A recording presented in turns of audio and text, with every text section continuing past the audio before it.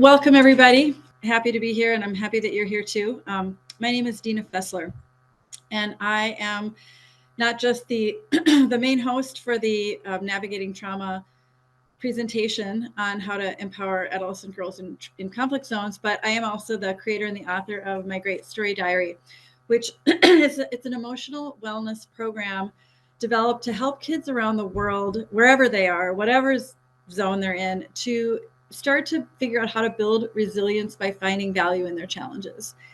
And it's designed around the power of story and how the notion of story is where, depending on how they run the narrative, is whether or not they're the heroes or the victims. And in the places that we typically work, the kids are in places where their narrative is being told they are the victims. So that's kind of the genesis of the program. But why we're here today is because when I learned about the goals of this conference and the sustainable development goals specifically for women and girls, I wanted to apply because I wanted people not just to know about this, but I wanted them to know that this is a resource for whoever they're helping. And I kind of consider it a little bit like, during COVID and everybody's wondering, where can you get the vaccines from? For whatever the situation is that kids are going through, that people are needing some sort of a metaphorical vaccine, we do have some very powerful information coming in that it's very helpful. So hopefully this would be a great resource to use. And before we go any further, I have two highly esteemed colleagues that are co-presenting with me today, and I'm very, very honored to present them and introduce them. First is Lynn Thomas. She is the founder of Arenas for Change and Horses for Mental Health. And Pashtana Durrani of the LEARN program that is educating girls across Afghanistan as we sit here right now. And that is another exciting program. And I'm first wondering if each of you would just take a few minutes or whatever you like to introduce yourselves to the group, a little bit about your passion, your background, and how you ended up here today. So Lynn, why don't you go first? This is Lynn Thomas. Great. Thank you, Dina. Hi, everyone. I'm Lynn Thomas, and I'm a mental health professional over the last 30 years. And what connected me to Dina is my main sector and realm has been involving horses for mental health. I've had the opportunity to travel around the world to train and certify professionals in incorporating horses and why horses can be beneficial in a mental health process. And I did that for many years. And through that journey and process, really started focusing in on not only the power of nature and animals and how they can calm our nervous systems and help us feel seen and heard, but also the power of story. And it was through that journey of really exploring more about how story can be utilized, how we can support people in sharing their stories, and transforming their stories, as Dina was talking about. Created what's we call Arenas for Change, which is a training organization for professionals, and really delving into that a little bit more. And so I've been connected with Dina again through her great story diary that she'll be presenting today, and really how that can support what story can look like and how that can enhance emotional, mental health, and overall well-being, and how that can be so culturally relevant around the world. So yeah, thank you for the opportunity to be here. Thank you, Dina, for the invitation. And I'll turn it back to you. All right. Well, thanks. And I'm really excited because after we get through my part of the presentation, we're going to do a discussion and we'll learn more. But first, I want to introduce my other highly esteemed co-host is Pashtana Durrani. And again, I will let her tell her story because she tells it the best. Pashtana, give us a few minutes of your passion and background. Yeah, thank you so much, Dina and Lynn. I feel very honored to be among you guys, because the fun thing is I've been on so many panel discussions, but I've never been in a mental health awareness program, or being part of it. I listen to it a lot though. So a little about me. My name is Prathana Durrani. I am a social and political rights activist and the founder of Learn Afghanistan. That is a nonprofit that is dedicated to girls' education in Afghanistan. I'm a big believer of mental health and wellness and well-being. I started working on mental health as a wellness and well-being policy when I was in Amnesty International as a teenager. So I've been a big, strong supporter of it for quite some time. But apart from that, right now what we are doing and how I came to meet Dina was, I don't know, how many of you know about Afghanistan, but Afghanistan is one of the countries that has banned girls' education right now from grade 7 onwards. And what I do is we teach girls in schools from grade 7 to grade 12 in an underground school network. So Dina came to know about my work, and that's how we got to know about each other. And Dina helped me with a self-help book because I was going through my own anxiety and my own mental health problems. So that's how we got in touch. And for the whole month, Dina kept sending me this diary that I had to fill. But by the end of it, I was like, oh, this is useful. If this is useful for me, this is useful for my students too. So I'm happy to report that now we have integrated the self-help and wellness Dina's diary into our program. And the girls who are like around 300 girls from age 13 to 18, from grade 7 to 12, meet once a week to talk about their feelings and talk about their mental health. And they process those emotions, and we have facilitation for that. That's something that we do, and that's why I'm here. All right. Well, we're going to hear more from you later when we get to the discussion. And I'm about to tell you a little bit more about my backstory and how this whole project came about. And then afterward, we'll kind of, all three of us can kind of talk together and have some rich discussions, take questions from people. But before that, our other highly esteemed colleague is Andy Zwaber, and he's not going to be speaking with us, but he's going to be managing the questions on the back end. And this is Andy. Give us a couple minutes about your passion, why you're here, and what you're up to. Sure. Hey, everybody. Andy, I've been colleagues with Dina over the years. We've worked on a few different youth projects, and a lot of the stories that she's going to tell, I had played a little bit of a part in doing different projects across the world and also in the US. I'm going to be managing the questions. So if you do have a question, feel free to type it in the chat. At the end, we'll have like 15, maybe 20 minutes for Q&A. I'm going to reread your question during that time, but I'll unmute you as I'm reading it so that you can hop on, and if you have a follow-up question or want to engage with the presenters, you can go ahead and do that. So type your question in the chat. I'll keep track of them and then call on you at the end to get that question answered. Thanks. All right. Thank you, Andy, very much. And now I'm going to share my screen and get my PowerPoint up. And I'm going to start the show. Okay. So, my great story diary. This is me. I told you. And you know what? Here's a little bit about my bio. And people are sometimes surprised who know me now that my first career was as a fashion designer. That's me in the middle, a younger Dina. And I do agree. It seems a little bit incongruent at first glance, but it's actually my fashion design career is where I learned about the power of story for the first time, big time, and the power of identity and who we perceive ourselves as. Because what we choose to wear tells a story about who we are or who we wish to be or who other people wish us to be and how we need to act and what tribe we belong to or what tribe we would rather belong to. I love this picture here. There's a lot of story going on between these two. And it also shapes how we see and feel about ourselves and what we project. And I kind of love this little slide, like, you know, how does the guy on the right really feel and how is he projecting himself to everybody around him and what will happen after they encounter him? You know, and the messages and the identity of like the character of the story. Are we powerful? Are we cool? Or are we an outcast? Are we not good enough? But fashion design also trained me, most importantly, in design systems thinking. And a lot of people think that fashion is just sketching dresses and you know, draping fabric all day. But it really is kind of like, I call it engineering on steroids, because it's both right and left brain thinking.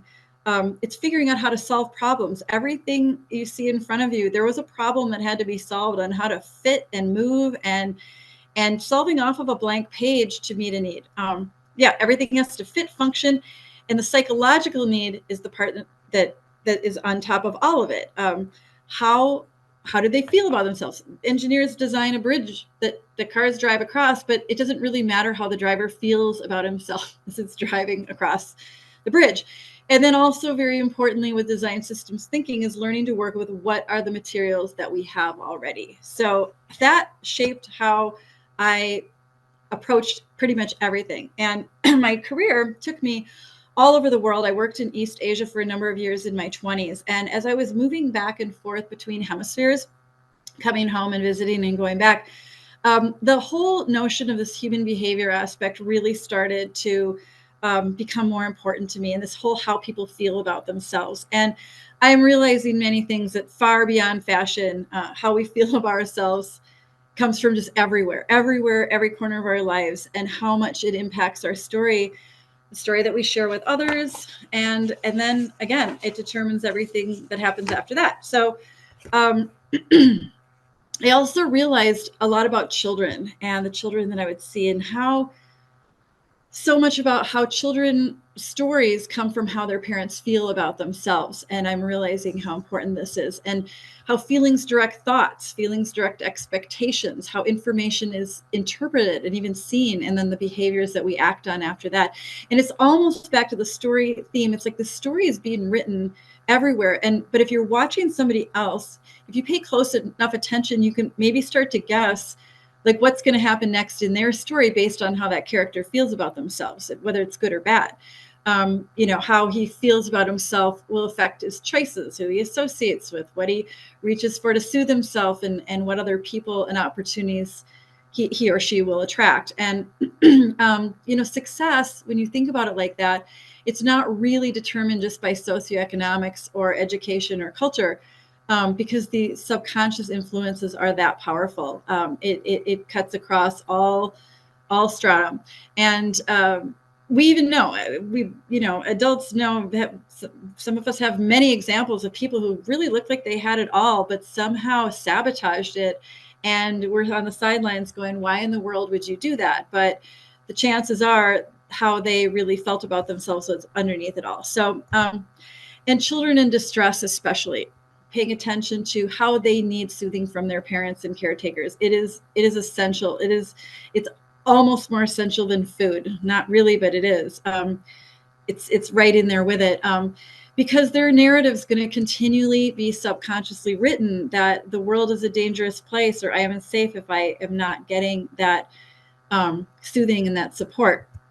And now with conflict zones and all of these people kind of on the run all over the place, the parents just can't give it.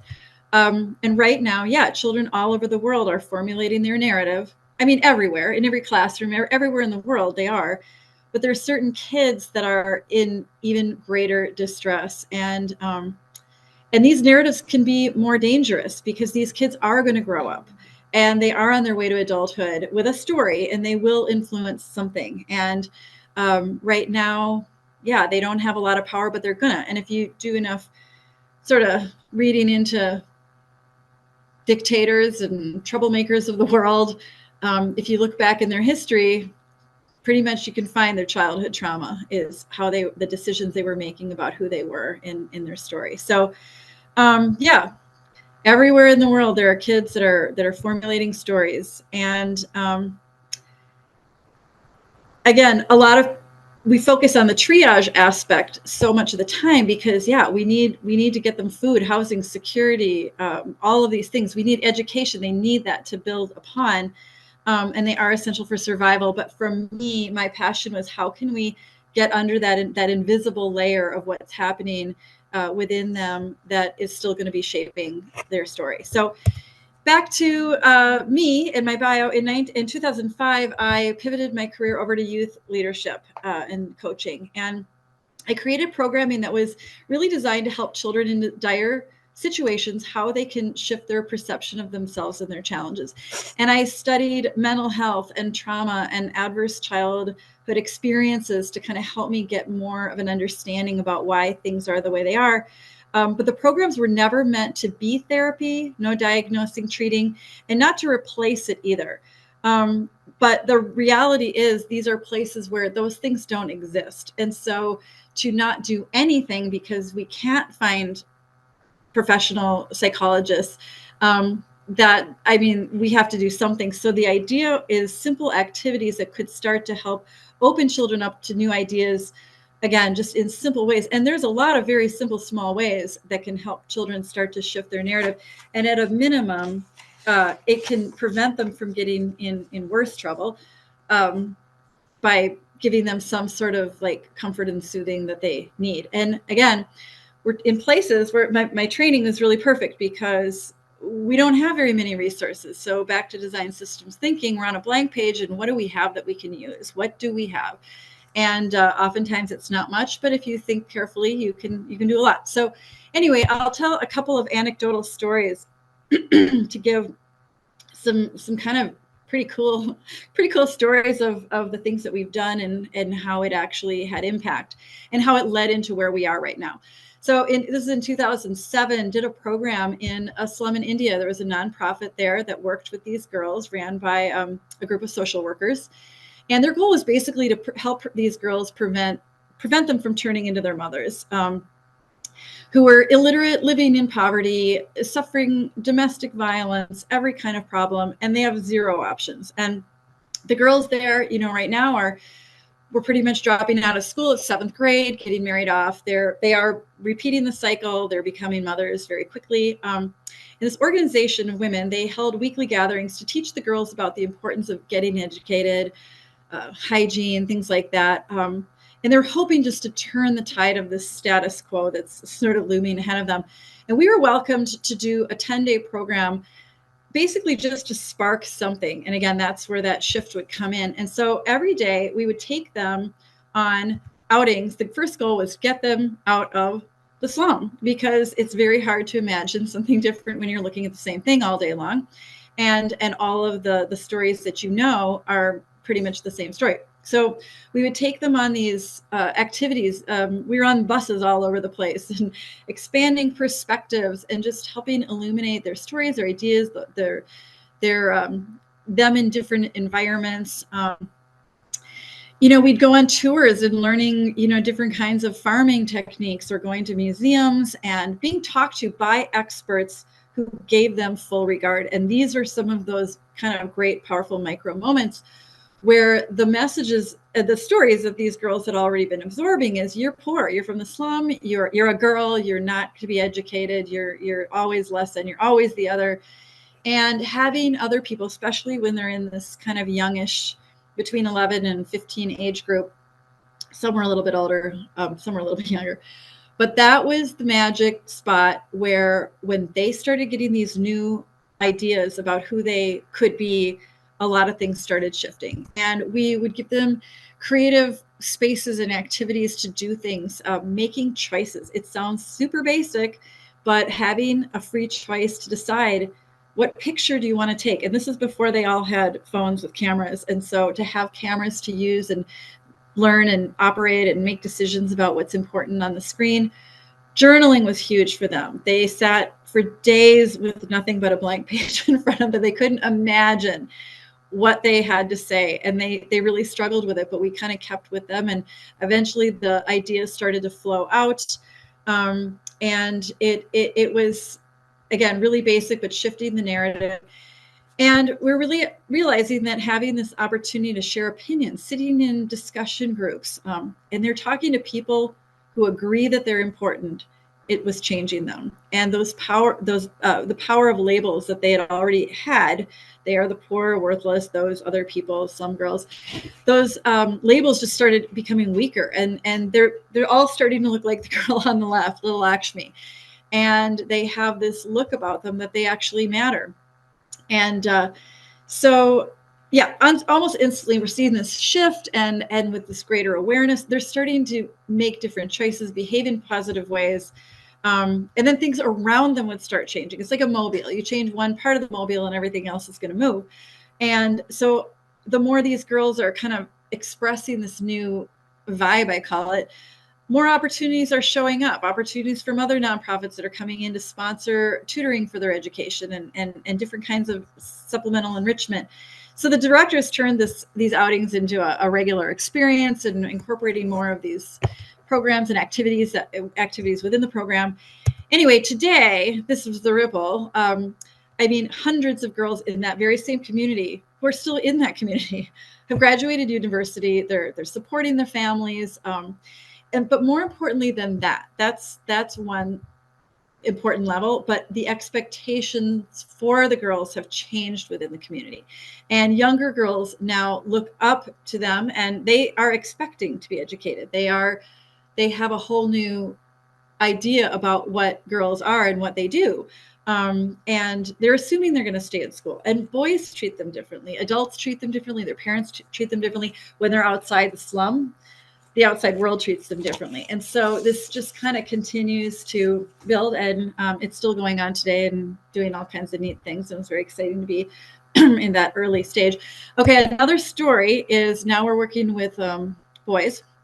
In this place, the story, there's a lot to it. It went on between 2009 and 16, but it started in a displacement camp in Kabul in Afghanistan. And this situation is very extreme. The people here are not only displaced because of violence in Helmand province, which is where they came from, which is on the other side of, on the other end of the country.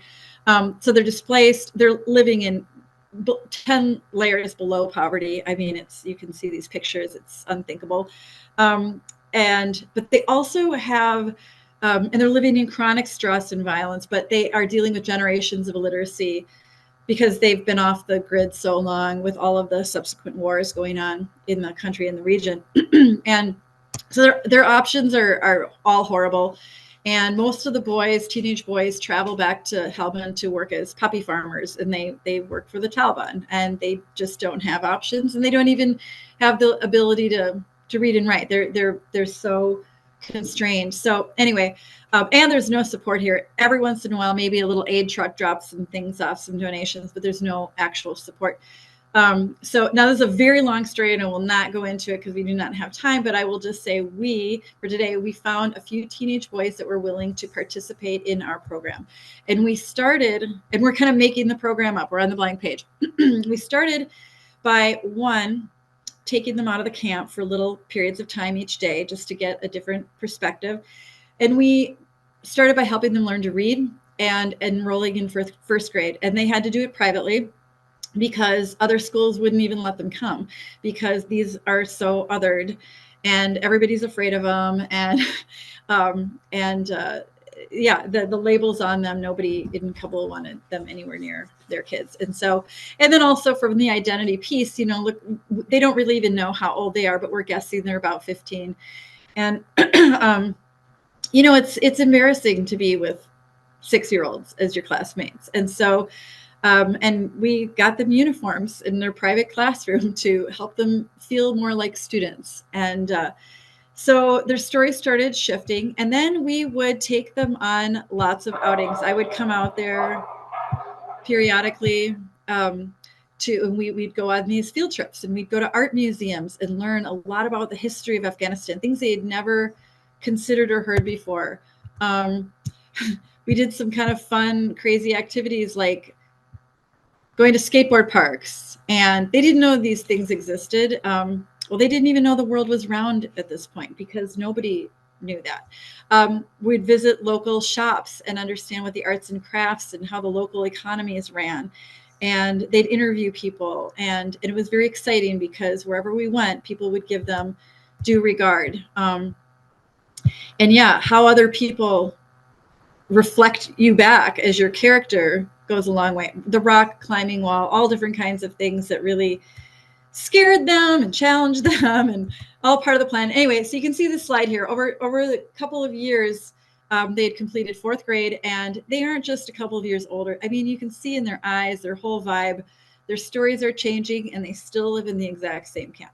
So anyway, from there, the word got out. Story has all these fun plot twists. The word got out that we had this program that was, helpful. And our team was invited to work in they're called juvenile rehabilitation centers, JRCs. They're youth prisons around Afghanistan. And it's where a lot of these kids, they have gotten in a lot of trouble. They have planted bombs. They've been kidnapped and drugged and brainwashed and many, many things. And they're all traumatized beyond your imagination. But now these 3 guys right here, they're part of the team. And there's still students in this entire experience. They're seeing themselves in more advanced settings and situations, but they're the leaders. And this guy here is our facilitator who helped us along the way. This guy here is the governor of host province who invited us, and we stayed at his compound. And this is Andy, who's taking your questions, and me. There's Andy and me. And anyway, so we are here now. This is where we are in host province, and because we can't take the kids out anywhere, we're going to have to be more creative, which is good, you know, a new challenge to solve with what we have. So we're going to bring more stuff in to help them in ways that we hadn't considered before. And one of those ways is lots of videos of things going on in the outside world, and videos from different parts of the world. We can show them all kinds of things, and really just exposing them to all kinds of new ideas. And whatever they'd learn, we'd have them stand and recite and share it with the others who would listen and learn from them. So again, shifting their perspective of themselves as what their value is in the world. We started doing more their leadership and vision activities, but we started with having them in their own private spaces share some of their traumas and some of the horrible things that have happened to them. And they can write it anonymously on these pieces of paper. And then we'd start to stick it on the wall. And we'd build this wall of stories. And it was incredible, the transformation that started happening really quickly with them once they were able to realize, because a lot of people that have trauma feel like, you just feel like you're all alone, and this is only happening to me. But by able to like see this whole wall, it didn't just make them angry because, yeah, they're seeing more stories, but it softened them because they didn't feel alone anymore, and they didn't feel quite so lost. And then from there, we also then, after we spend a whole week just dumping out all of the painful memories and stories, then we started creating another wall of visions for the future and how we wanted things to be. And I found out that Taekwondo is all over the world, and even in host province. So the guy in the white was the trainer that came in every day to help change the story of like, you guys aren't weak, you're strong. And he would give them drills and treat them like, you can do what I can do. And they're so cute. Boy, that was so fun. And anyway, I love this picture here. They're the juxtaposition of the pictures, because as these kids' stories began to change, again, the ripple effect in the mobile, everybody else is changing too. So these guys on the left, they do not look like criminals. They look like college students. They're invested. And these guys on the right, those are the prison guards that they actually are free on the other side of that fence. And but they seem to be more fascinated with what's happening inside and how can we feel like those boys. And this is one of the guys, Bahadur. I just love this picture because he is really showing a guy who, you know, he looks like he believes he's here for a purpose. He's a hero. So anyway, here's what happened after that. They started getting released, and then they would contact the team and they joined the team. And now we're all headed around the country to Kandahar and bringing the program there. Again, giving all these kids these opportunities of being affirmed and supported. And yeah, it was just really beautiful. And from there, we went on to Bamiyan, JRC, Kabul, JRC, Logar, Kapisa, and really helping them just, you know, more and more. And the more they had to give, the more heroic they felt. So now here's a kind of coming back to how did all this lead to the Great Story Diary project. And it was, excuse me, it was in 2018. I was trying to imagine, like, how could we incorporate all these ideas and activities? There's so many things now that we're doing into some kind of a sequenced pedagogical formula that kids could use, you know, without our running around. Like, what happens when we stop, you know, getting the grants, or when we stop doing the program, or whatever it is, we can't do it forever. Like, how can we do more in something that kids could do independently if they needed to, or even just a toolkit that we could leave behind. That's something that we could give them when we do leave after a couple of weeks. And so I created this idea, and it's just it's a book, and there's a series of 4, and they go little by little, but it's a daily 12 months of daily prompts. It's like a slow drip, one little activity, one little thought, one little question a day, just to slowly get into the subconscious of the kids and start to help them shift. And ideally done with a a facilitator that kind of keeps the kids on track. And these are just a couple of samples. This isn't revolutionary stuff. Describe a mistake you made that you're still upset with and you can't seem to forget. We all have this. You don't need to live in a war zone to have this situation. But what feelings did this mistake trigger in you? What are you feeling on that emotion wheel?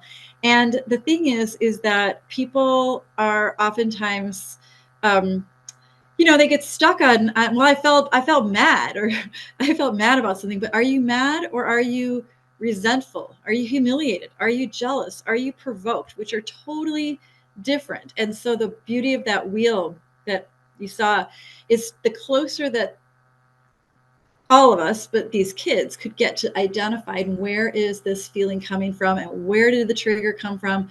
And then again, how are you feeling it in your body? How is it, are you tense in your shoulders, or do you have headaches? Are you grinding your teeth? Or how are you behaving around others? Are you lashing out? Are you withdrawing in? Like, just to be aware of it is the goal. Not to fix it, not to change it, but just to let them know that we're identifying and we're letting it be okay. So that's the start. And then it leads into the second month.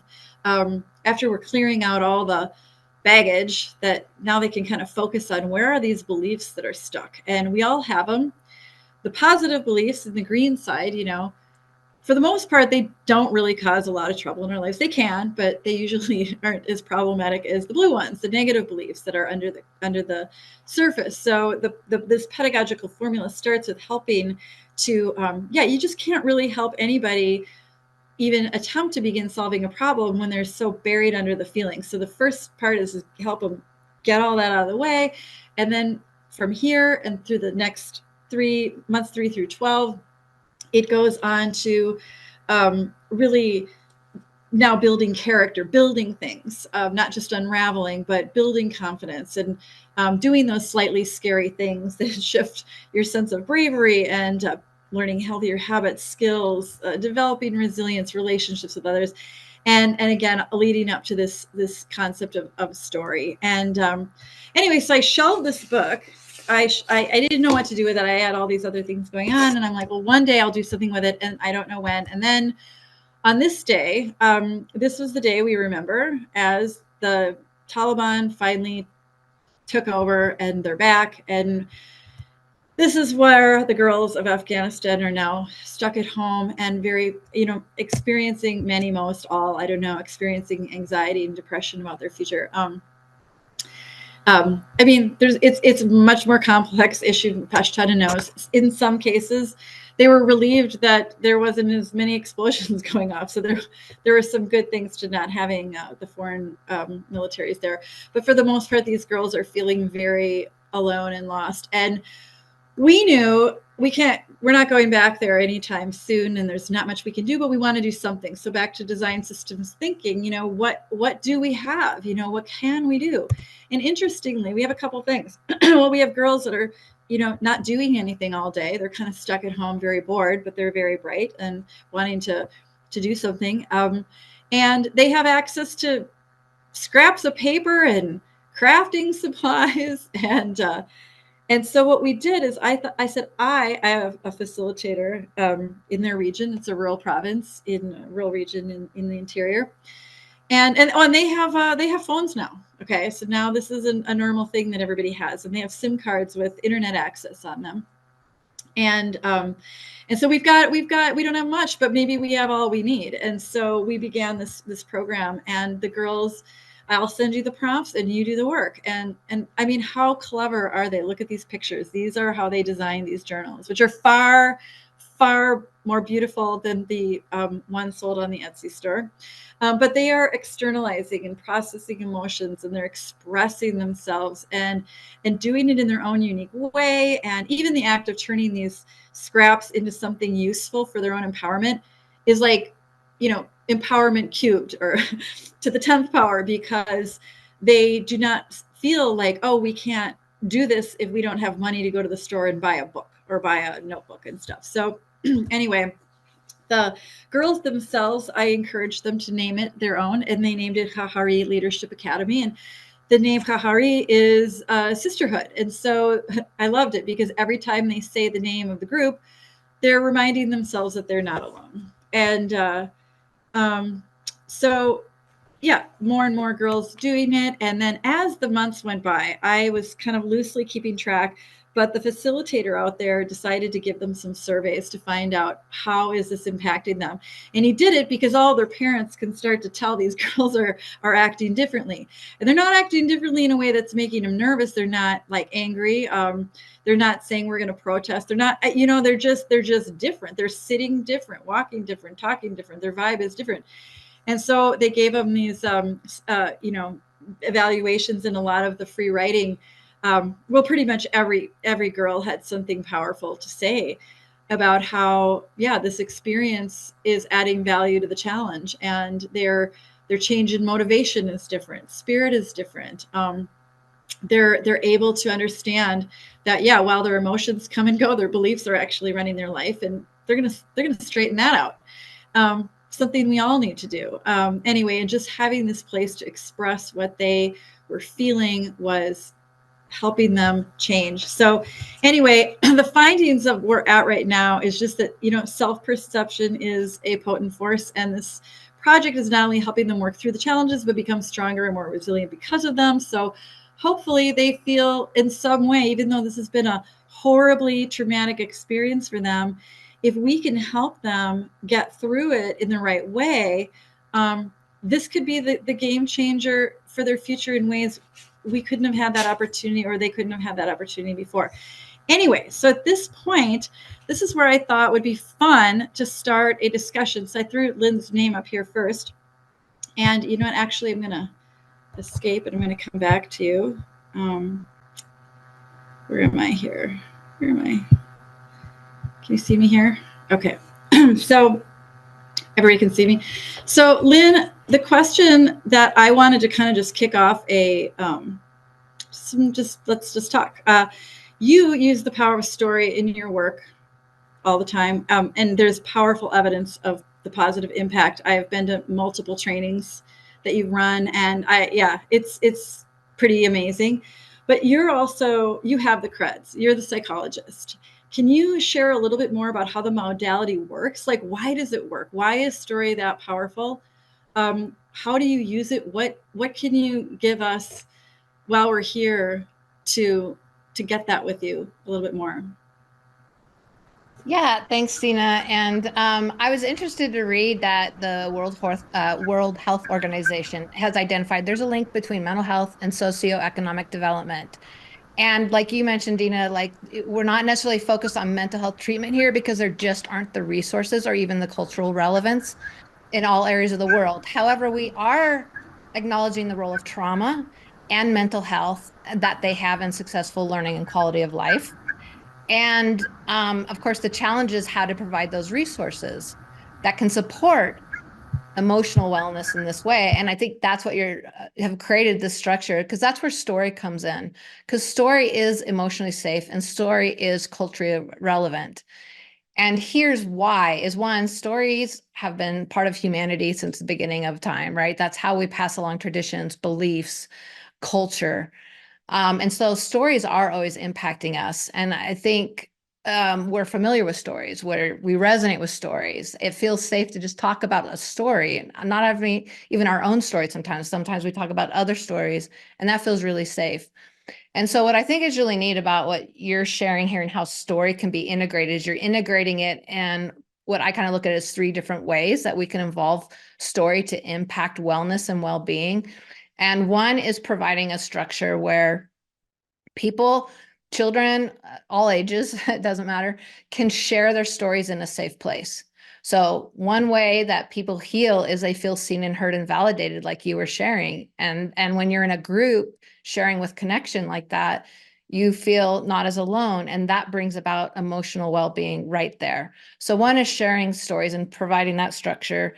The second is providing a structure where you listen to other stories, read other stories, Stories impact stories. And as we start to resonate and feel connected to different characters, and then we start assimilating those qualities. So when you start seeing, our role models, especially women role models out there, why is that so important to share those stories? Because all of a sudden, wow, maybe that could be me. Maybe there are other possibilities I didn't think of. So listening and reading and sharing stories with one another. But the third thing that I think isn't always thought of how we can integrate story is by teaching one another how to look at life as a story. And I think that was what was so neat here too. So, if we kind of take a step back and say, hey, if I were to look at my life as a story, if I were to look at this experience as a story, what might I learn? What are the important characters here? What are their beliefs? What are their values? What are the locations? I thought it was neat, Dina, that you talked about in the slum in India, where you shared about how you took them to different locations. Actually, all the programs, you took them on walks, you took them to different locations. Well, authors spend a lot of time in stories developing the setting, developing locations, because locations matter. Locations are part of our story and can become a key element of anybody's story. And so just the act of moving to a new location automatically was changing their stories. And so I don't know if this is a good time to do this, Dina, but rather than continue to talk about it, how we can look at life as a story, should we do our little activity right now? Is that? Yes, ma'am. Let's do it. Okay. Yeah. So the 3 elements of stories: reading, or sharing our own stories in a safe space to do that, being seen and heard, witnessing, reading, connecting with other people's stories, and then recognizing our own lives as a story in and of itself. So just to give an example, Andy, do you want to go ahead and bring up that picture? So I mentioned, Dina mentioned earlier, I might have mentioned that my background is incorporating horses, but this doesn't have to just be horses. It could be just walking around in your environment. It could be absolutely anything that we can kind of start looking at stories in our lives. And as Dina mentioned, this is partially because by being able to project what's inside ourselves, outside of ourselves, we can do something else with it. But we thought we'd do something really quick. So I have these horse pictures that just going to invite you guys just to spend a moment looking at them. And we're going to kind of look at what our own stories might be that we put onto the pictures. So if you guys want to look at these pictures and pick a picture in your own mind, you can write it down or just think about it. Pick a picture of these 1 through 12. What's a picture that tells a story of you? And I'll pause. I'll ask a few prompts like Dina's diary does. They're prompt questions, but I'll pause through I'll just do a few here and just let you guys soak in a little bit and look at the pictures. What picture here tells a story of you?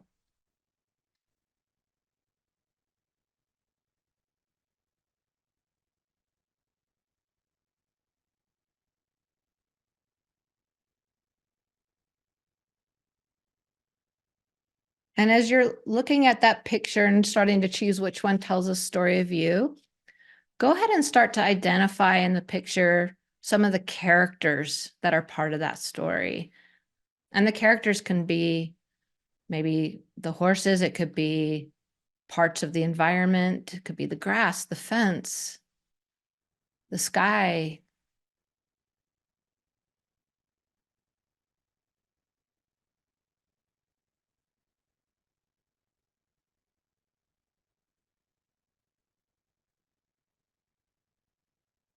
And as you're looking at those characters in your story picture, what are some of the characteristics of those characters? What color? What size? How many? What's the distance between? Where are they focused? What might they feel like?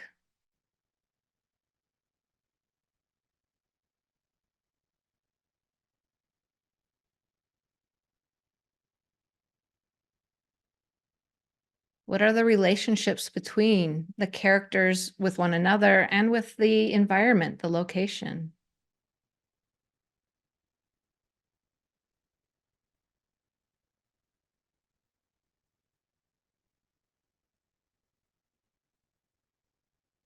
in this story, what is your character or characters, what are their beliefs in this story? What are they believing?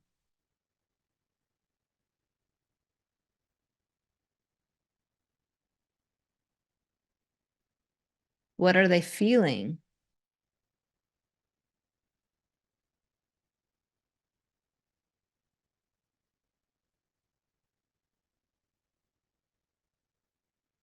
And thank you. Yeah, you guys are welcome. If you would like to share any of your story in the chat, you're welcome to do that.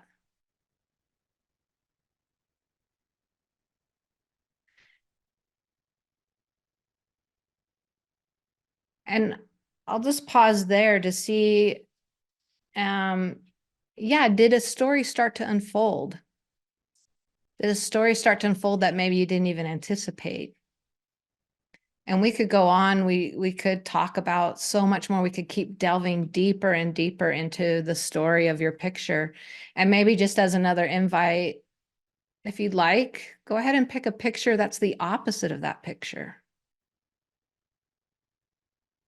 What is the story of the opposite picture?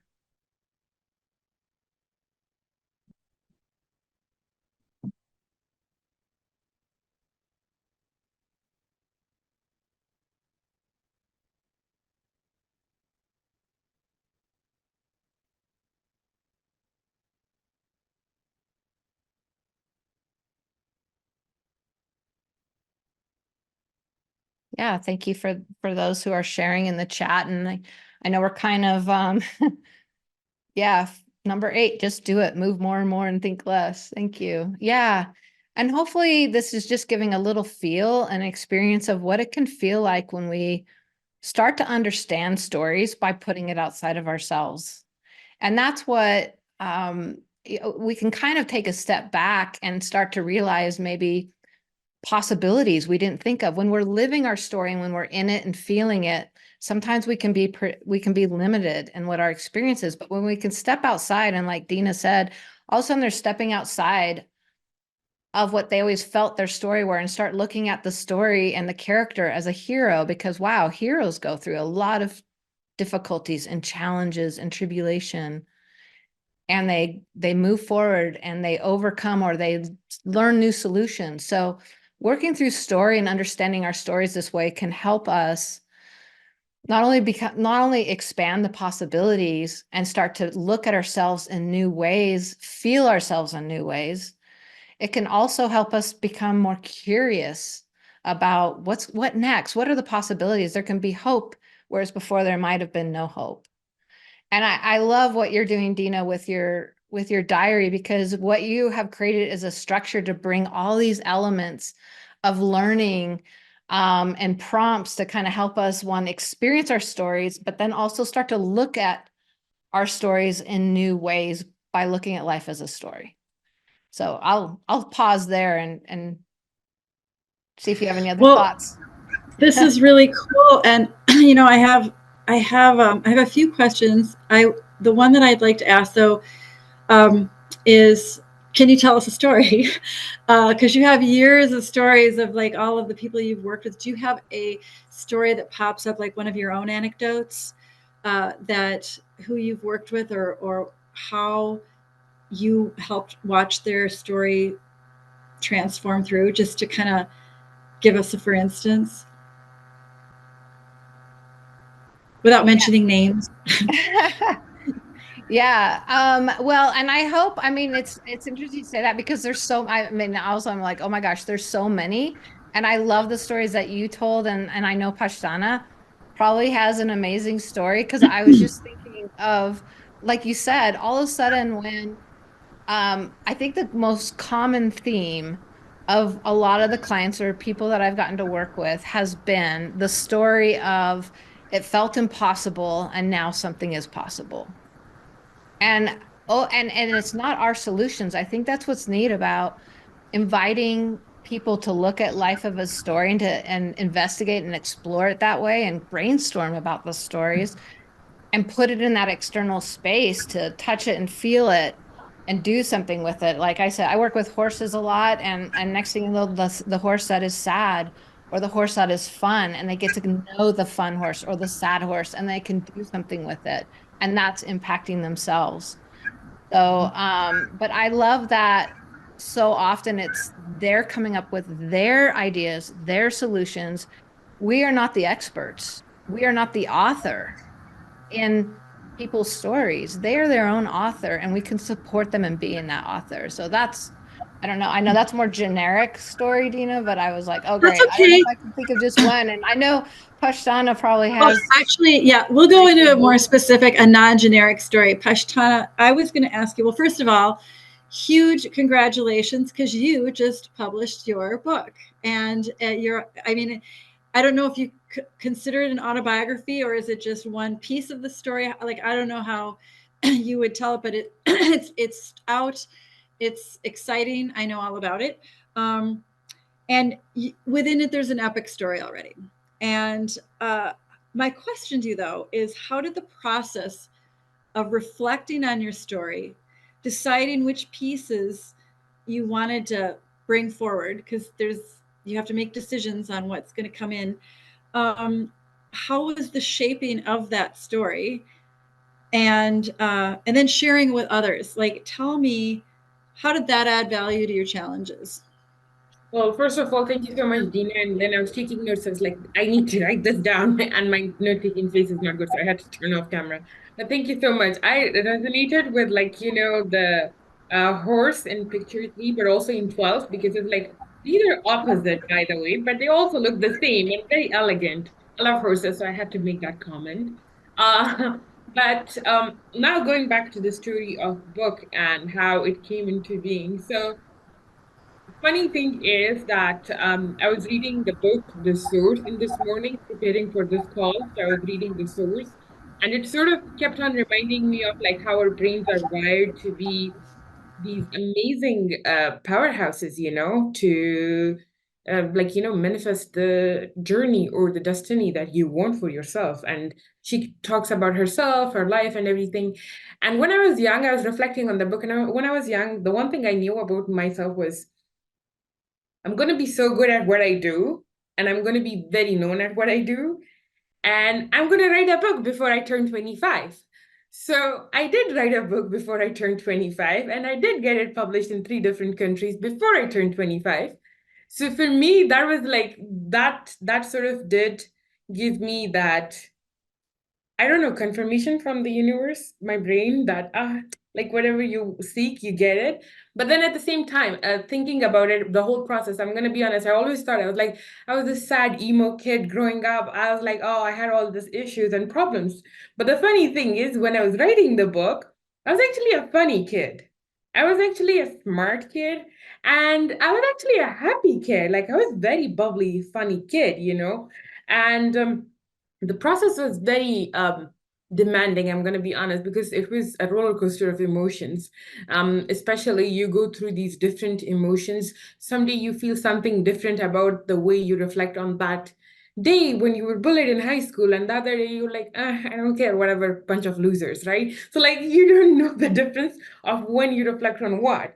So for me, I had my co-author, so she had me accountable, but also it was very rationalized. Like when we were working on it, we were talking about it, it was very rationalized. There were some parts of my story that I thought were very sad, but in reality, they were very funny and happy. Like the first time when I went to Afghanistan as a returning refugee, I thought that Afghanistan was going to be all in shambles. But then when I go back, I saw roses in December. Like there were actual roses that were blooming in December in the province that I'm from. And my province is Kandahar, which is like sister province of Helmand. And both of these provinces have very arid climate. So the only reason those roses were blooming, and I still remember them so vividly, is that the gardener was so good with what he did that they were blooming in December in an arid climate in Kandahar in Afghanistan.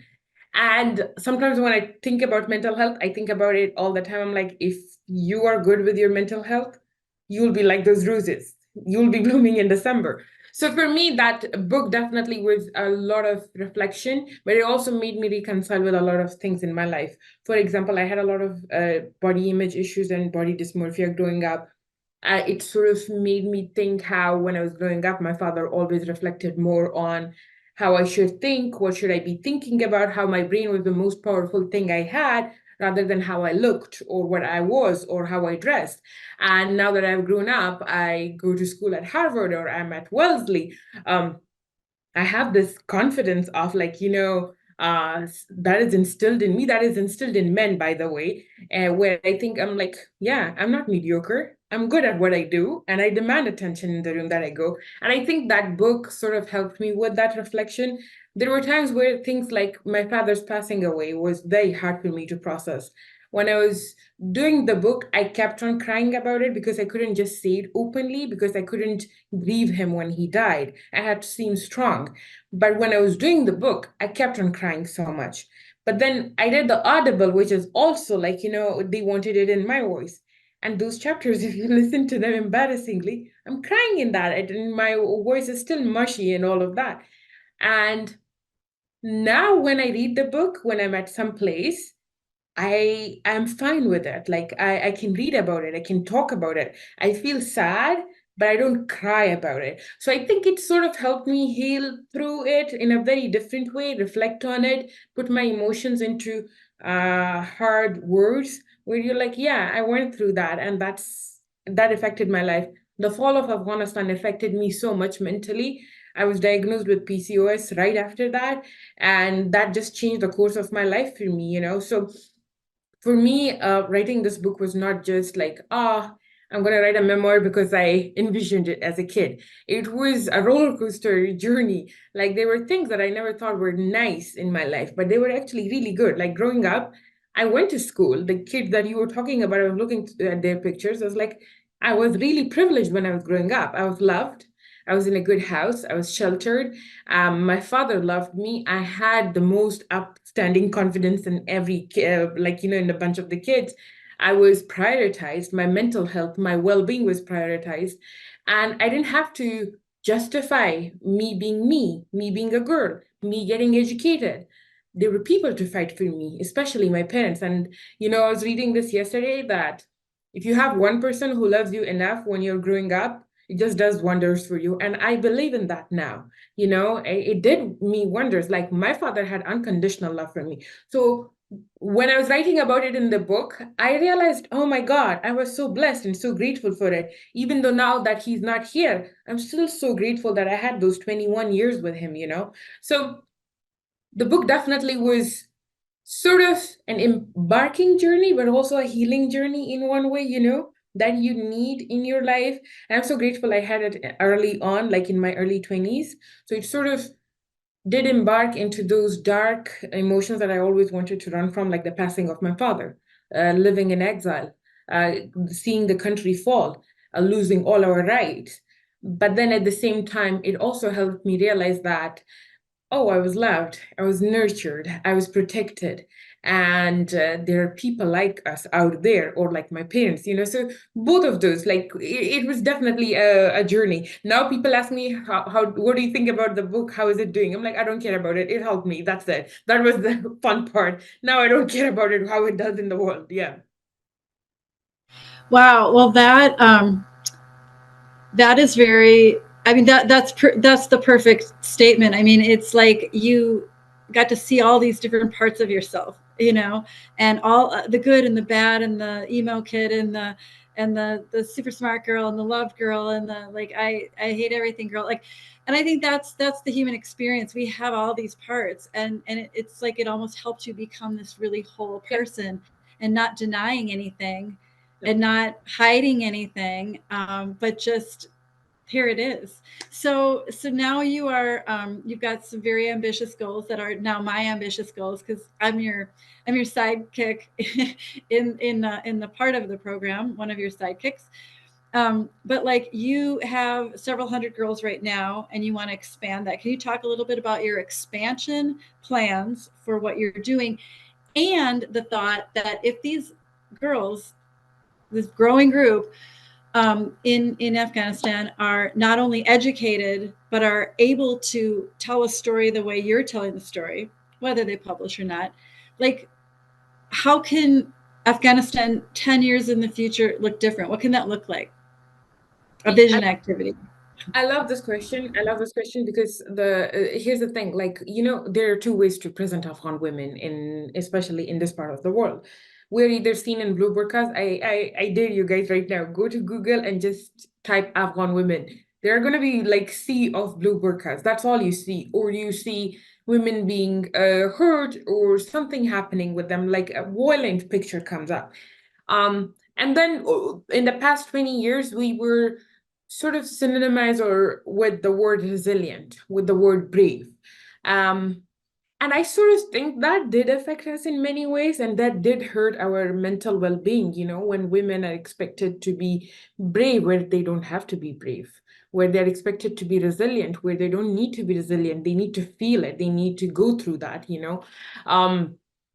So for me, when I started learn, it was all out of spite. I was a 17, 18-year-old kid who was spiteful against the government, against the international community, against the Taliban. I was like, you know what? We're going to save ourselves, because I come from rural tribal region of Afghanistan. We, as you said, we are always othered. People don't want to hang out with us. Oh, we are sort of the people who are seen as, they host Taliban, but we are the ones who are held hostage by the Taliban. So we were othered in all the conversations. The international community didn't even think that it was important to talk to us.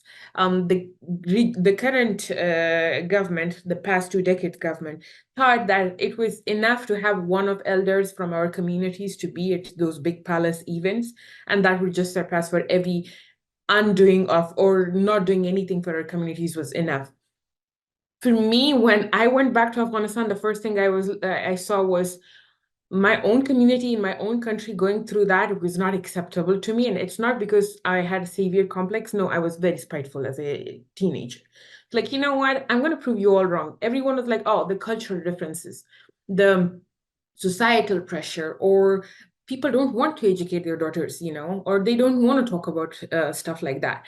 And you can see for yourself that you were working with people in, like, juvenile facilities, and you're working with people from Helmand. They are no different. We're no different people. We're just people like you guys. We eat, we drink, we go out. Yes, we dress differently. Yes, we have these values of Afghaniyat and personality, where we think that the guest is our honorable guest, and we have to take care of them, even if it requires us to do anything that is not needed.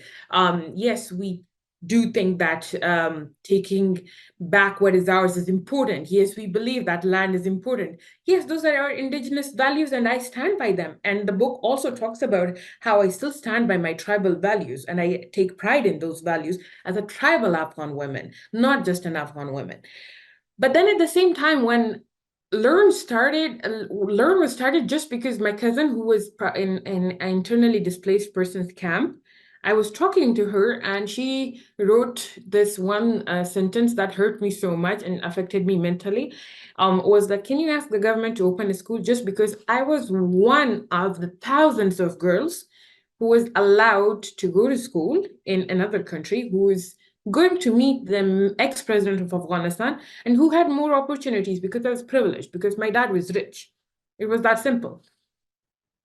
And that's where I was like, wait, we don't have schools in an internally displaced camp? Like, this place is well off, like, we're not under the Taliban right now. We are in a different district. How come we don't have school? And she's like, yeah, we don't have school. And the funny thing is, she learned how to read and write from her nephew, who would come on Thursdays and Fridays, teach her a few words and sentences. She would repeat those until the next time he came. So little Miss Persona took it upon herself to go to Kabul and talk to the people in government that they need to open a school in my new district. I go to Kabul, I talk to people, and the first thing I heard was like, oh, but your people are not so much into education, They won't allow it. The cultural nuances won't allow for us to have it. I go to the Ministry of Education, we open the books. Guess what? The camp, or the Spindle, that place, has a school for girls, which is up to grade 12. There are teachers being paid for it. There's an infrastructure that is being shown on the books, but in reality, there's nothing, because it was ghost schools, ghost teachers, and ghost students. And that's what triggered me. And when I kept on talking to people and they're like, oh, you know what? Like, you guys don't need education. That's what I remember this one person told me. And I became so much spiteful. I came back. I asked my father for the money. He gave me the money. And I asked him for a loan, never returned it back. So just calling it the money. And registered Learn and partnered up with 18 public schools, partnered up with tribal spaces that would provide us school spaces, and started teaching kids, young people, started talking to volunteers and people around me. Yes, I had a lot of help and influence because of my father, but it was made possible because I was so passionate about this whole thing. And also, the community was very welcoming. They were not hateful. We would talk, we would sit, we would talk about the logic and the rationality behind it. And I kid you not, in 1 year, we had more than 7,000 students who were all from tribal rural regions. So the reason I'm giving you this background is this othering led to more than 17 years of our time being wasted. And then in 2017-18, we were able to get our way only because I thought about it and some people supported me. So that was like, that happened and that was the journey. But now that Afghanistan has fell, when Afghanistan fell, the first month, I couldn't believe that that was reality. I thought it was a big nightmare. But when it became a reality and I was living it every day and I was on the run because I couldn't live in my own place, the one thing that I promised myself was like, I'm not going to leave Afghanistan without doing something that is important to me, and that was reopening the school. So when the Taliban came into power, after 1 month, we restarted our own school, underground school. We had lost more than 6,900 students, but we had retained 100 girls. And the fun thing is, when I went to that school, I really didn't think anybody was going to show up because the Taliban had literally asked women to leave the bank where they were accountants, and they told that no women should be seen inside. And the fun part is, on Girl Child Day, we launched that school. All the teachers showed up, 100 girls showed up, and we were able to launch that school in the Taliban-led or hostage Afghanistan in 2021. Since then, we have grown into 3 schools. We have 2 online schools in different provinces. So overall, we have 5 schools. We have more than 314 students who have in-person access to classes in 3 different regions of Afghanistan. And then apart from that, it's all education from grade 7 to grade 12, so which means it's the banned classes that they cannot access right now. And then most importantly, my vision and goal is to ensure that we do this all over Afghanistan, 34 provinces of Afghanistan. Nobody's othered in this. Every girl is included, and we have around 3,400 leaders by the end of this decade who could lead Afghanistan into a better future, hopefully, than we are in right now. And I personally believe that it cannot be possible without mental health and well-being and a holistic approach towards education. I don't want my girls to be resilient and brave. I want my girls to have stable mental health. I want them to have resources that they can access. I want them to feel their feelings, I don't want them to, suck it up and be brave about it. No. If they want to cry, they can cry. They will always have someone to cry with them or listen to them or hear them out.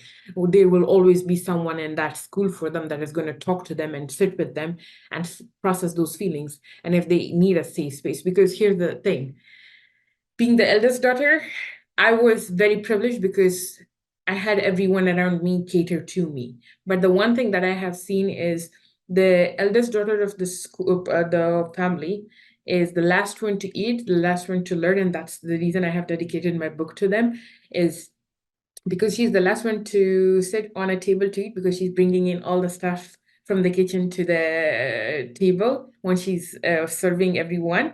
And she has to feed her younger siblings. She has to take care of them before she feeds herself. And then this fun thing that I've seen a lot of the time and which hurts me a lot is when she's thinking about education, she has to prepare all her siblings to go to school first. She has to take care of everyone that they are first gone. Then she takes care of herself and puts on her uniform, takes her books, and leaves for the space if she's allowed to. And most of the time, oldest siblings, especially oldest girls, are sacrificed for house chores, as they have to stay back and other people have to go and enjoy the life and all of that and study. So for me, my school should be a space where when a young girl enters it, when she can feel herself, she can have her identity, she's called by her full name, she can process her feelings, she can work on your diary once a week, she can talk about her feelings. She can decorate it as much as she wants. She can surf the internet if she wants. She can become pen pals with people in the US. We're still working on that. She can write columns in journalism, join clubs like that. And she can take her classes and she can feel her identity as she wants to feel it. And there's going to be a system that is going to be holistic enough for her to access all those resources. So that's the plan. That's the goal, to make sure that we raise holistic leaders who are going to lead Afghanistan not only to economic independency, rights independency, but also to a more mental health and well-being dependency. Because if you search, Afghanistan is one of the top most depressed countries in the world. So yeah, that's the future. Sorry, I talk a lot. No, I love that. I think everybody is hanging on your every word, and you speak so powerfully and succinctly. But I did, when you were talking about the curse of being called brave and resilient, and it's almost like a curse, because you can be those things, but you have to do something to get there. And when people would just flat out say, oh, children are resilient, so like no matter what they're experiencing, they're just going to bounce back. Well, a part of that is true, that they will find coping mechanisms on how to survive. But those coping mechanisms are probably something really, really detrimental to their health. They're going to power on, but it's not true resilience unless they have that ability to make meaning of it and process it and feel those feelings. So I'm very excited. So well, we have a little bit of time for questions. Andy, what do we have on questions for any of the panelists? What do we got? Yeah, so far just one, and it's from Angie. I think it could be both taken as kind of a literal and also a bigger overarching, like, how can we apply this to our own lives? It was just, how can we help? Why don't each one of you answer that question? How can we help? Lynn, do you want to go first? Sure. Well, first of all, I want to say, Capitana, thank you. It's so inspiring hearing your story. And I think I was just thinking too, like you said, I mean, as an outsider listener of your story, I'm just like, wow, how brave. And I know it's so hard what you are going through. And yeah, that's the first thing, like, how can we support is how I feel too in this. And I think what was so powerful for me was listening to how important the story is, to include that it is full of a lot of down times too, of wanting to give up and not sure if it's going to happen, or other people authoring the story instead of us authoring our own story, kind of thing. So anyway, I just wanted to first acknowledge that, of how much your story, and Dina, your story continues to touch me every time I've gotten to spend time with Dina, and I'm continually in awe. And so, I mean, my first thought is, how can we support? Is one, learn about the concept of story and support one another by hearing stories. Get Pashtana's book, listen to her story. Dina, again, I'm just gonna, your program with what you put together, the Great Story Diary, is, to me, is amazing, because it provides a structure of which to do this. So start programs in your community. You can use the diary as a structure to do that, or start, just structures to hear and listen to one another's stories, and to start practicing looking at our lives as stories, so that we can embrace the possibilities. So, but anyway, I just hope support comes from supporting what both of you guys are doing. So I'll push down. Do you want to go from here?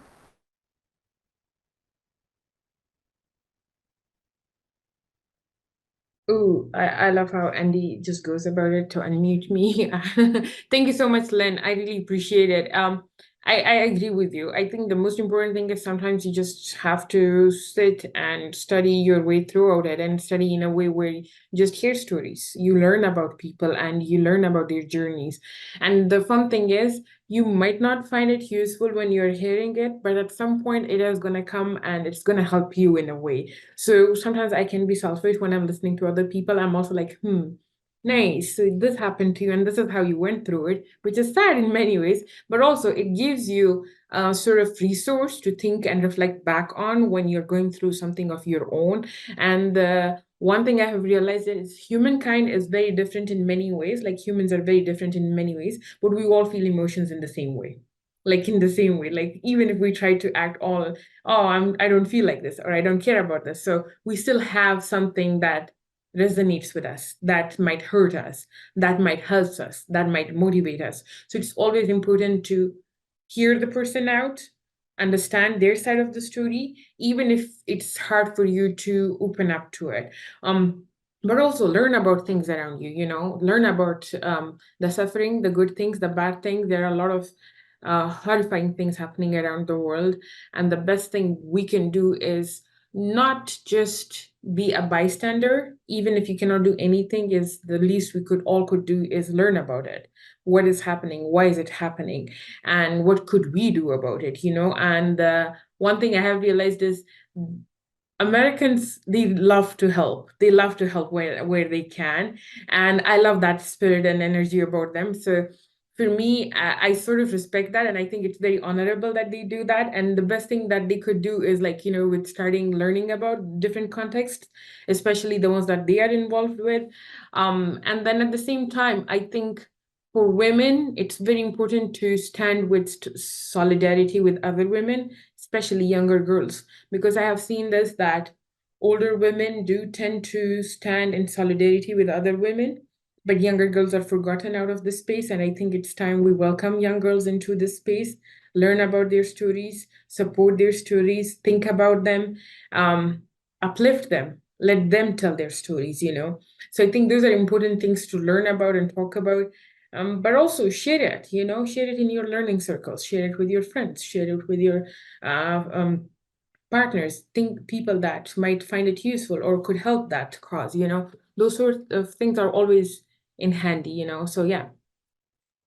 Question, I have a quick follow-up. Someone kind of asked more about logistically about your schools. How do the schools operate, and are the girls working independently or do they work in groups? And maybe Dina, you want to chime in about the Kahari girls, because I think your two models have a little bit difference in how that works. Hashan, are you taking this first? Yeah, sure. So thank you, Andy. The one thing that we are doing right now is we have in-person schools where the 300 girls show up every day to learn biophysics, chemistry, mathematics, English, journalism. They get access to the self-help and well-being diary from Dina in both national languages.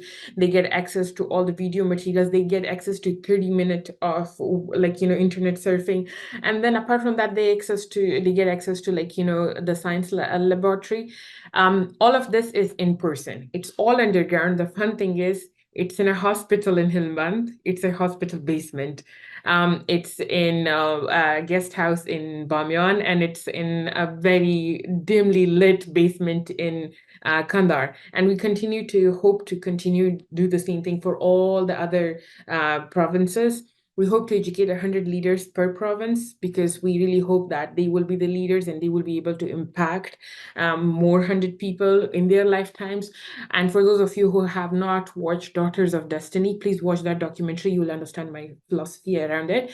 One person touching 100 lives, and I hope that they do the same thing.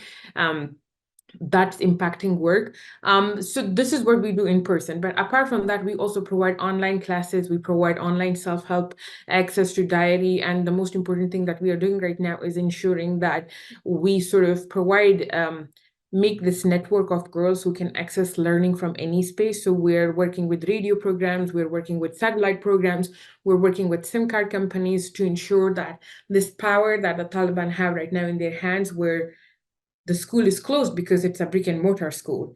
In the next 2 years, we hope to take this power back in making school as accessible as just opening up your phone or listening to the radio or watching TV. Like, you will be able to access that learning, even if it's like, a big vision. I hope to do that, and we hope to do that. So yeah, that's what we do. Dina? Yeah, as I'm getting really excited listening to you talk, because you sound like a fashion designer, and that's how that creative thinking goes. And you look absolutely lovely as well in your outfit too. So if you do a career pivot the other direction, then we'll kind of have that funny thing. Okay, actually, I want to thank you, and I would like to. We only have a few minutes left here, but I would like to answer that question as well. That I like those simple questions, like how can we help. Um, and I want to say go to arenasforchange.com and join that, because it's not just for licensed psychologists. It's really for anybody that wants to learn how this works and thinks it matters. So go there, then go straight over to Amazon or wherever the book is sold, and type Pashtana's name in and buy Last to Eat, Last to Learn, and buy that book, and then take that experience from it. Go to the Etsy store. Yeah, buy the Great Story Diary on the Etsy store. But this is what I really want to say, and I'm kind of speaking a little bit from a different generation now. I'm heading into 60, and I've raised kids, and so I've got that parent thing. And the word brave, I talked about resilient, but brave is another thing. And brave is more than just powering through something instead of collapsing. Okay. Brave sometimes, and I think most of the time, is feeling your feelings, because you know what? Not very many people want to do that. They would rather walk through fire and explosives and landmines than to ask, face their feelings, face their fears, face their pain, face the rejection, face whatever all that icky stuff on that emotion wheel is. So many people, too many people, do not want to do that. And the reason for doing that simple thing is because your children are watching, and your children are coming up with a story based on what you're projecting at them. And so for every adult parent who is authentic and showing that wholeness, showing all sides of the good, the bad, the vulnerable, the strong, the this, the that, that is the gift that anybody can do. And it is the same. It's about story. It doesn't even cost money. It might cost money in therapy to get there, because it's a hard thing for people to get into that. But if they do, I can't think of anything more worthwhile. So now we are finished, and I'm going to throw on one last slide. Hey, Dina, can yes, we put in Pashtana's book as well? Pashtana, your link also. Do you want to can you put your link up right now? Can both of you put your links up right now? I'll go last. Okay. I think it's Last to Eat, Last to Learn, Pashtana. Okay. There was a Lynn, your website was posted. Dina, I put in your email and the Etsy store link, and then Pashtana. I don't have the direct link to the book. There we go. Perfect. Here it is. Okay, so all the links are in there. Perfect. Well, then you know what? Then we're good. I don't even need to show the last slide, but I just would like to say, for the My Great Story Diary program, it is a resource that if anybody out there listening, or we'll see the recording later, is working with kids and wants to just find out what another resource is specifically, like Lynn said, this is the breakdown structure of how do you do that. How do you begin? And I want people to know that I am at their beck and call, because I believe it's so important. And now I'll take the last minute. Lynn, do you have any last words, last asks, last anything that you'd like to share? Well, thank you guys for attending, because I think one of the highlights for me in this too was just reminder of the power of listening and being there. So I know when we ask about how we want to help, I think sometimes we underestimate of just listening to one another's stories without judgment, without trying to find solutions, and that through listening, those stories do shift and change. And so I appreciate you guys spending your time to learn more about what's going on out there and hear each other's stories. So thank you. Yeah. Thanks, Lynn. Pashtana, any last words, any last asks for the group, for our guests? I just want to echo what Lynn said. Thank you so much for being here. Thank you so much for caring about this specific topic. Nobody asked you, but you showed up. So that's important. And I really respect and honor that. And I hope we continue, I hope we continue listening and learning about each other. And I hope we end up in a more healthy environment where we don't have to give people solutions. We can just listen to them, you know? You know, perfect. Andy, any last words from you? You've been fantastic as our tech guy. Yeah, actually, to everyone, feel free to jump off. I know we've hit our time limit, but it just maybe if you want to stay on for 5 minutes, we have I thought a really solid question from Chris, and it was what is the youngest age group you have created stories with, and is there a connection with the families or the parents? And I actually thought I'd expand the question to just the oldest age group as well, and I think we have a good representation of Dina. I know you focused a lot on teenagers. Lynn, I think you work with adults and young people, and then Pashana, you're kind of a young adult, you're kind of in between both those groups. So if each one of you want to just comment real quickly on that, I think that'd be a good wrap up.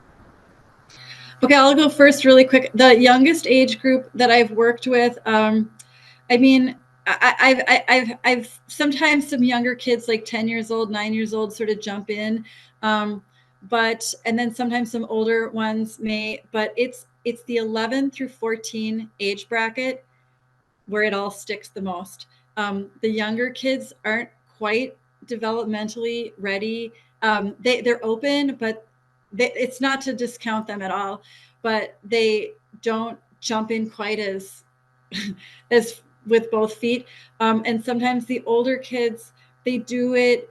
They'll do the activities, and I mean these activities work for until you die. I mean, if you're 100 years old, these activities will help you. But we notice that the older kids are they're more stuck. They're more set in their ways. Their brains start to decide how things are a little bit. And so, like all of the girls in the India program, the ones that made it through from that first cohort that we did, all of them were between 11 and 14.